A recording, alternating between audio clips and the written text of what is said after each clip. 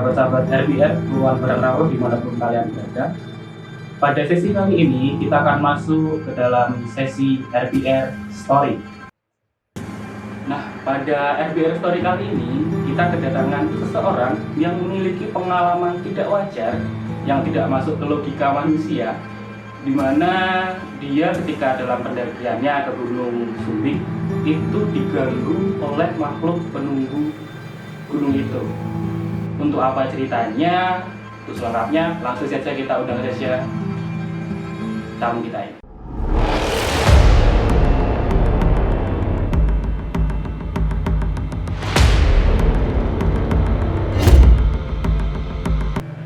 Oke, sahabat RBR, Ruang Barang Rawuh, di sini kita sudah kedatangan seseorang tamu yang kita bicarakan tadi. Dia memiliki pengalaman mistis di Gunung Sumbing. Ya, kita langsung perkenalan diri saja, Mas. Ya, perkenalkan, nama saya Rofian. Di sini saya akan menceritakan kisah story saya waktu perjalanan mendaki Gunung Sumbing. Gunung Sumbing. Iya, Gunung Sumbing.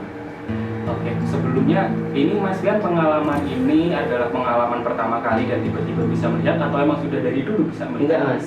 Jadi ini sudah lama, saya dari waktu kecil itu sudah bisa merasakan peka gitu, peka terhadap peka terhadap sosok-sosok gaib gitu loh, Mas. Oh. Jadi bisa melihat dari kecil itu bisa melihat. Usia berapa itu?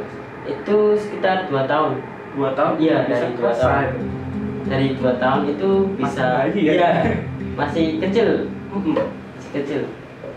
Nah, itu sudah bisa merasakan, bisa peka terhadap makhluk-makhluk seperti itu.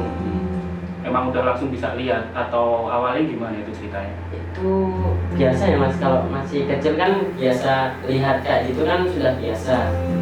Nah, saya dari kecil itu sudah biasa melihat sosok-sosok itu sampai beranjak dewasa. Gitu. Ya. Ya, itu ketika beranjak dewasa langsung bisa melihat. Ya. Semenjak dewasa itu almarhum ibu saya meninggal dunia. Nah, sebelum almarhum meninggalkan, ibu saya pernah bekerja di keraton. Oh. Menjadi abdi dalam keraton. Jadi abdi dalam. Iya, jadi abdi dalamnya. Abdi dalamnya keraton. Itu lama ya, Mas, kita itu bekerja di sana. Nah, kemudian almarhum ibu saya meninggal itu, kemudian saya mempunyai kelebihan lagi tuh, Mas. Kelebihan lagi Ilmunya upgrade. Iya. Oh. Untuk bisa melihat sosok itu loh. Itu tiba-tiba bisa lihat? Iya, tiba-tiba. Berarti nggak belajar? Enggak, saya nggak belajar. Langsung anugerah dari Iya. Tuhan ya, Mas Fian ya? Punya kelebihan kayak gitu. Nah, itu saya jadi bisa kayak melihat sosok tuh, Mas. Sosok dengan jelas. Oh gitu? Iya. Berarti kalau misalkan ada sesuatu hal yang nggak terlihat, ada sesuatu hal yang bisa dibilang itu kayak hantu gitu, Iya. Mas Fian ya? Mas kan bisa lihat? Bisa lihat. Oh. Dan saya juga bisa berinteraksi gitu loh, Mas. Oh bisa Berinteraksi diajak dengan ngomong-ngomongan? makhluk gitu. Iya. Keren juga ya. Kalau sosoknya itu mau diajak ngomong bisa. Tapi Mas Fian Interaksi. takut nggak itu sama? Itu nggak takut sih, Mas. Dari kecil kan udah terbiasa. Iya, udah terbiasa. Gitu. Terus lalu di pengalamannya Mas Fian ini yang di Gunung Sumbing itu gimana itu ceritanya, Mas? Nah, di Gunung Sumbing itu singkat ceritanya itu saya itu ditabrak genderuwo. Jadi saya di pos 2 itu sempat ditabrak genderuwo, Mas. Oh, Jadi besar, ya. Besar itu ditabrak genderuwo. Kemudian kita disesatkan di perjalanan waktu pulang. Kemudian ada yang jahil juga, Mas. Jahil gimana, Mas? Jahilnya itu dia itu mendorong teman saya. Oh gitu? Iya, teman saya cewek itu didorong sampai ke seleo, sampai nggak bisa jalan. Oh, ada ceweknya juga ya naik? Ada ceweknya juga. Itu sebelum sampai situ, Mas, mau diceritakan dulu. Iya, awalnya dari dulu. awalnya. Jadi awalnya itu kita tanggal 30 September rencana 30 September tahun ini. Iya, tahun ini. 2021. Tahun 2021 kita rencana mau naik Gunung Sumbing. Nah, itu kan diminum nggak apa-apa, Mas? oh ya, siap. Minum dulu, Mas. Ya, enggak malah.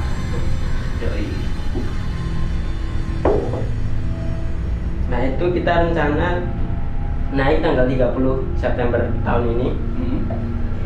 Nah, kita rencana kumpul jam 7.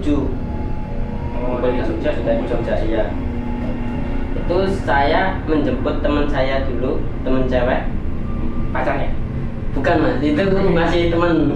Dulu masih teman. Iya, masih teman. Naik gunung pacaran. Oh bukan, belum. Nanti matiin pasaran ya? Iya. Nah, gitu. Itu masih. Terus? Jemput dulu teman saya cewek. Itu seperti biasa ya mas, saya izin pamit dulu kepada orang tuanya, minta izin kita mau mendaki gunung 2 hari. Itu awalnya kita ditolak mas. Ditolak gimana maksudnya? Ditolaknya itu tidak diperbolehkan untuk naik. Tiba-tiba? Iya tiba-tiba. Tapi waktu dulu udah Tapi minta izin? sebelumnya si cewek temanku udah minta izin. Tapi Dari jauh diperbolehkan? hari ya diperbolehkan. Tapi pas hari H Pas itu hari H malah itu nggak nggak boleh? diperbolehkan ya. Oh. Kemudian teman saya memohon sama orang tuanya, kita udah rencana jauh-jauh hari, minta restu lah. Restu buat nikah? bukan buat mendaki bareng-bareng. Itu cuma berdua dakinya? Bukan mas, nanti kita berkumpul lagi, masih ada titik perkumpulan. Oh, berarti ada yang dari luar Nunggu, Jogja? iya ada yang nunggu. Kemudian kita ngobrol sama orang tuanya, ngobrol-ngobrol, kemudian kita diizinkan. Oh, tiba-tiba langsung diizinkan? Iya diizinkan. Karena yang cewek udah ngumpet banget nih? Iya. Gitu. Udah nggak bisa menolak itu. Udah. Nah itu memohon kita diizinkan, kemudian prepare untuk pergi perjalanan. Nah kita keluar rumah itu tiba-tiba gerimis mas. Waktu keluar rumah, Iya. mau berangkat, gerimis? Tiba-tiba gerimis, padahal sebelumnya nggak mendung, nggak ada mendung itu mas, nggak ada tanda-tanda hujan. Gerimis tanpa mendung? Iya. Mendung tanpa Bukan mendung tanpa hujan. Gerimis dulu, gerimis. Kemudian orang tuanya itu mengizinkan, itu orang tuanya itu menyarankan, menyarankan untuk menunggu terang. Menunggu terang dulu, baru lanjut perjalanan. Tapi nunggu terang nggak ya? Setelah terang nggak? Itu masih gerimis kan posisi itu. Nah, ceweknya itu masih memohon sama orang tuanya, kan kita udah ditunggu nih di titik perkumpulan. Di titik perkumpulan itu kita ketemu di Magelang. Di Magelang. Karena kan ada yang dari luar kota, dari Klaten. Oh, dari Klaten? Iya, ada yang dari Klaten. Nah, titik kumpulnya di Magelang. Itu udah pada kumpul. Oh. Sedangkan saya masih di Jogja gitu loh mas. Nah kemudian diizinkan lah itu kita gerimis tapi tetap jalan. Nah tiba-tiba baru sampai Jombor, baru perjalanan sebentar itu tiba-tiba hujan deras mas. Sampai di Jombor hujan deras? Iya hujan deras. Tapi tetap lanjut? Enggak. Kita memutuskan untuk menepi cari makanan dulu. Oh menepi cari makan, bukan sambil. menepi karena ditolak? Iya. menepi cari makanan. Nah kemudian kita sarapan pagi dulu mas. Kan belum sarapan juga. Masih pagi juga? Iya masih pagi, kita memutuskan sarapan. Hujan-hujan, sambil beruntung sekali mas. Iya. Kemudian saya telepon mas, telepon yang teman saya di Magelang. Di Magelang itu telepon buat kita langsung ketemu di basecamp aja. Gitu. Kita lewatnya basecamp via Batur Sari. Di mana tuh? Di Temanggung. Temanggung. Berarti Jadi itu utara. lewat utara. Iya. Deketan sama Sindoro ya? Iya, deketan Sindoro. Oh gitu. Terus gimana itu? Terus jam 9 itu udah agak reda. Jadi lama ya mas, aku nunggu di tempat makan itu agak lama. Biar nunggu terang. Kan nggak mungkin kan kalau hujan-hujan kita nerobos. Bisa juga dong. Kan pakai mantel. Soalnya kan gitu mas. Iya Nanti sambil pakai mantel kan bisa pelukan. Nggak boleh. Nggak boleh. Masih teman. Kalau udah pacaran boleh? Boleh. Aduh mas Fian. Nah, itu kan jam 9.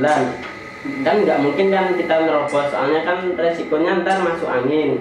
Kan kita mau mendaki masa masuk angin, nggak enak badan kan kurang fit. Nah, kita memutuskan untuk terang. Nggak terang, jam 9 itu kita berdua melanjutkan perjalanan ke Gunung Sumbing. Jam berapa nih, Mas? Itu sekitar jam 9, perjalanan itu 2,5 jam. Oh, berarti nunggunya hujan tuh lumayan lama. Iya, lumayan lama. 2 jam, kurang lebih 2 jam. Iya, kurang lebih 2 jam. Dan Itu perjalanan ke menunggu sananya. terang. Perjalanan ke sananya 2,5 jam. 2,5 jam. Iya, agak jauh. Lewat mana itu berarti? Itu lewat Magelang, terus Secang, terus ke kiri. Oh, lewat Kiri pertigaan itu ya? Iya. Oh, langsung jalan raya ya? Iya. Tapi 2,5 jam lumayan lama. Iya, lumayan lama. Soalnya ada berhenti juga kan, Mas. Nggak mungkin kita melaju terus. Iya. Ada istirahat, cari cemilan, Iya. berduaan. Saya jadi iri. Nah, sampai di sana 2,5 jam, sekitar setengah 12. Setelah 12 siang. Iya. Saya itu sampai base camp, kemudian istirahat sambil berkenalan sama teman-teman baru. Nah. Berarti itu belum ketemu sama orangnya? Belum. Nah, itu ada satu orang yang teman satu kerjaan, teman saya satu kerjaan. Yang dari Klaten? Enggak, dari Jogja itu. Oh, Sama. dari Jogja. Iya, kan dia menjemput pacarnya dulu untuk ketemu di Magelang. Oh gitu. Terus yang dari Klatennya itu rombongan beda lagi? Beda lagi. Itu rombongannya teman-teman saya. Oh gitu. Di teman-temannya. Berarti temennya Mas Fian ini punya teman orang Iya, Klaten? orang Klaten. Gitu, dari atas kita ini. Berapa orang itu jadi ya? Nah, kita berkenalan itu 7 orang, Mas. Jadi kita rencana kan 8 orang. Nah, 1 orang itu tiba-tiba mengcancel nggak bisa ikut. Alasannya? Alasannya itu dia kerja, Oh. masuk kerja, nggak bisa bolos kan kerjaan.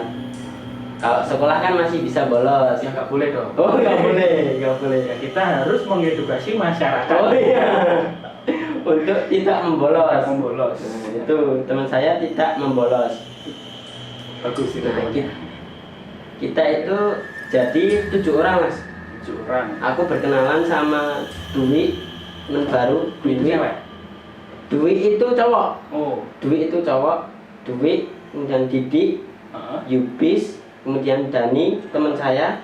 Dani sama pacarnya. Pacarnya itu cewek? Cewek, Iya. pacarnya. Kemudian saya sama teman saya cewek juga. Oh. Jadi ceweknya itu 2 orang, 2 orang. cowok 5 orang. Nggak adil dong.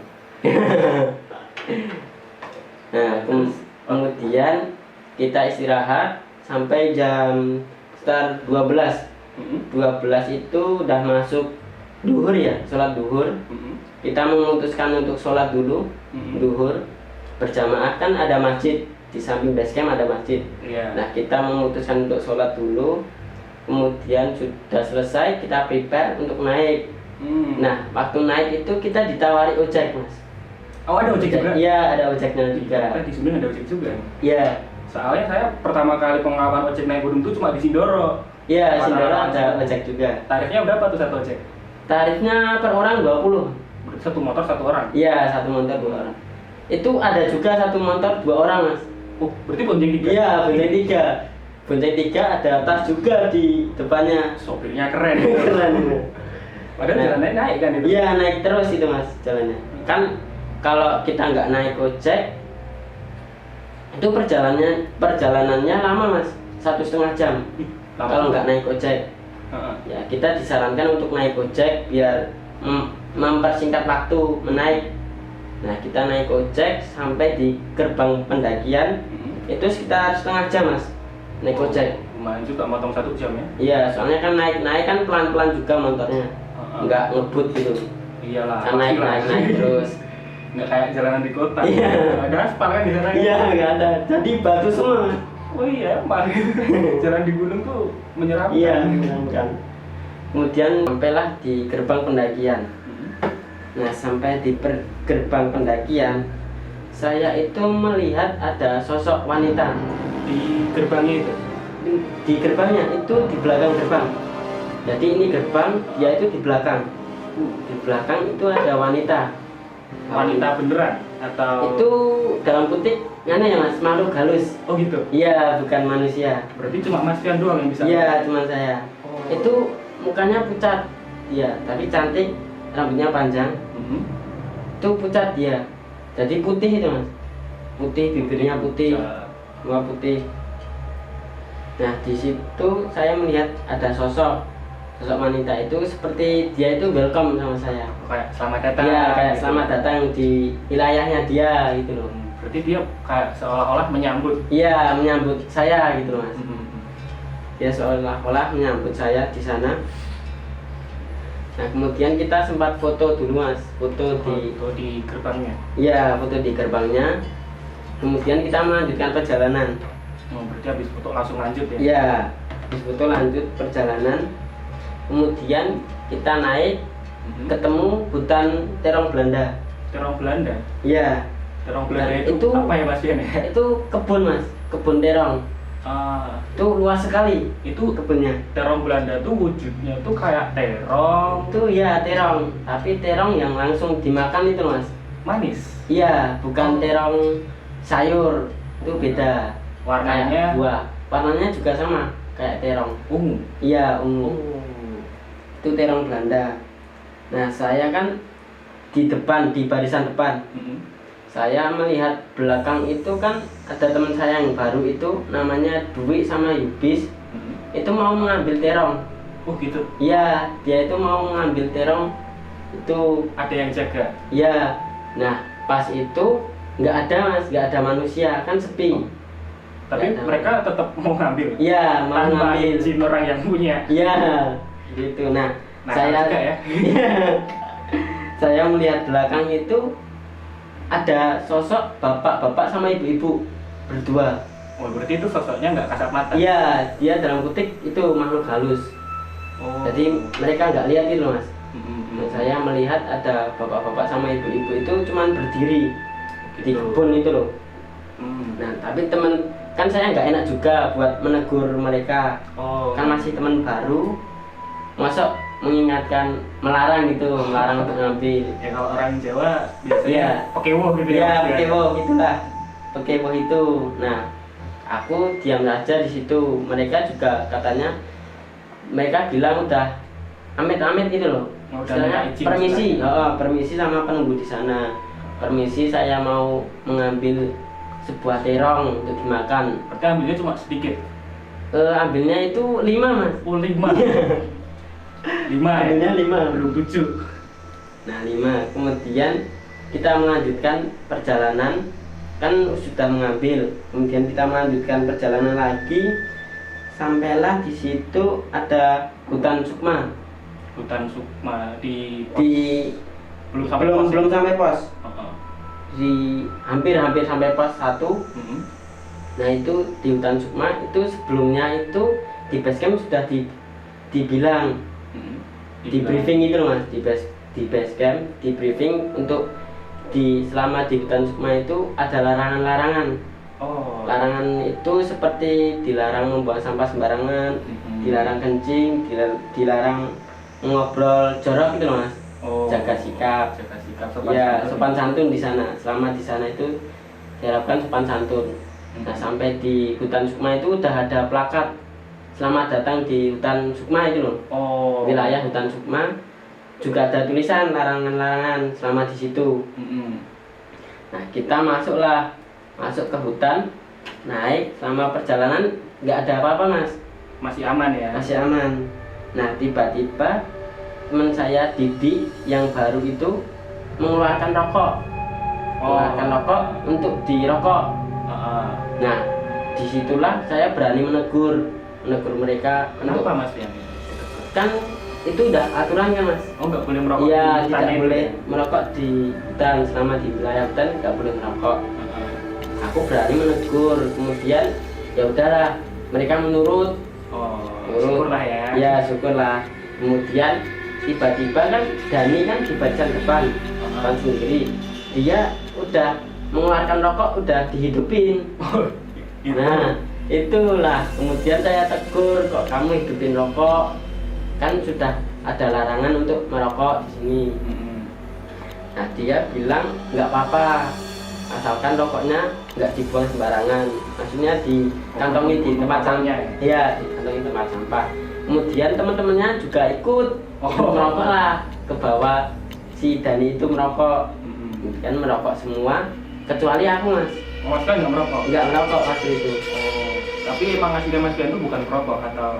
Perokok mas, juga perokok. Tapi di situ Iya, ngempet nahan. Ngempet, nah buat saya nggak merokok lah, jaga sopan santun lah.